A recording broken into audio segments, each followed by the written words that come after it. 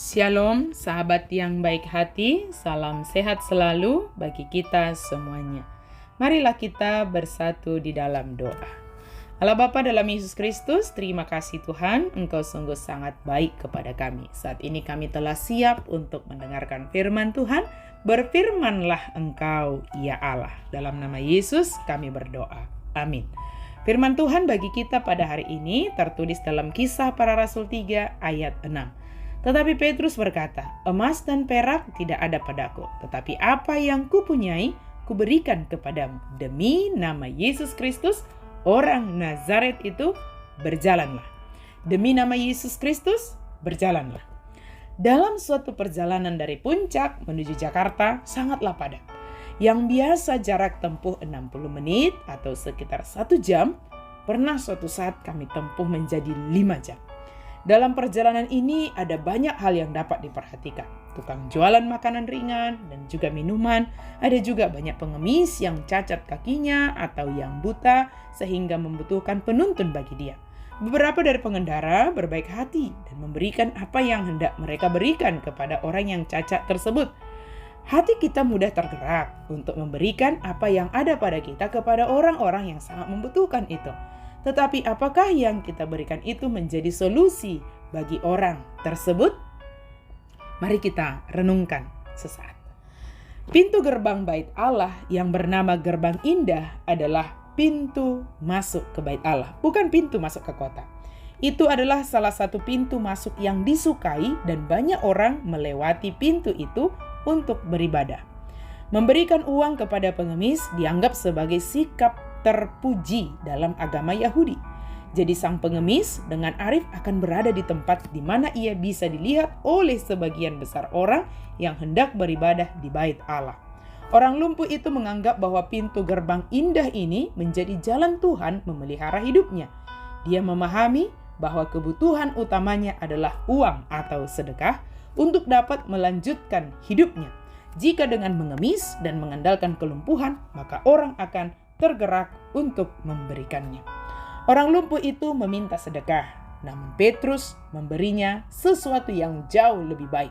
Petrus mengatakan bahwa emas dan perak tidak ada padanya, tetapi apa yang ada padanya, maka itulah yang akan diberikan kepada orang lumpuh itu. Dari percakapan orang lumpuh dan Petrus ini, kita dapat mempelajari bahwa yang pertama, kita seringkali meminta Allah untuk memecahkan masalah yang kecil. Tetapi Allah ingin memberi kita kehidupan yang benar-benar baru dan pertolongan untuk semua masalah kita. Kita bisa meminta Allah untuk memberikan apa yang kita inginkan. Tetapi jangan heran, Ia memberi kita apa yang benar-benar kita butuhkan. Orang lumpuh hanya minta sedekah, namun karena kuasa Kristus, dia menjadi dapat berjalan. Yang kedua, jika ada yang meminta sesuatu kepada kita, dan yang dimintanya itu memang tidak ada pada kita, marilah kita menolongnya melalui apa yang ada pada kita. Jika materi tidak ada, mungkin kita dapat memberikan buah pikiran atau saran, sehingga dia dapat melakukan sesuatu. Bahkan tindakan iman yang ada pada kita dapat menjadi berkat bagi orang lain. Mungkin tidak langsung terjadi, sebagaimana yang dilakukan oleh Petrus dan Yohanes dalam nas ini. Tetapi percayalah, jika kita melakukannya dengan mengandalkan kuasa Kristus, maka Kristus yang akan menyatakan kuasanya. Namun tetaplah percaya akan kuasa Kristus yang bekerja dan berkuasa atas segalanya. Demi nama Yesus Kristus artinya dengan kuasa Yesus Kristus.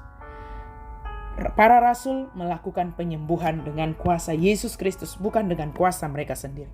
Mereka bukan hendak menonjolkan diri mereka sebagai rasul, namun kehadiran mereka menyatakan kuasa Kristus dan mereka melakukan tugas panggilan dengan mengandalkan kuasa Kristus yang telah tercurah melalui Roh Kudus. Sahabat yang baik hati, jika saat ini kita sedang menghadapi pergumulan dan kesulitan, ingatlah, jika kuasa Kristus dapat membangkitkan, kuasa Kristus dapat menyembuhkan orang lumpuh ini, maka segala masalah dan pergumulan yang sedang kita hadapi akan dapat kita selesaikan dengan mengandalkan kuasa Kristus. Ketika kita membutuhkan topangan orang lain dalam memohon kuasa Kristus nyata dalam kehidupan kita, datanglah dan mintalah melalui para hambanya, dengan catatan bukan hendak mengandalkan mereka, tetapi dengan iman percaya kepada Kristus bahwa kuasa Kristus sanggup membebaskan, menolong, dan menuntun kita menghadapi segala pergumulan, dan Dia memberikan yang terbaik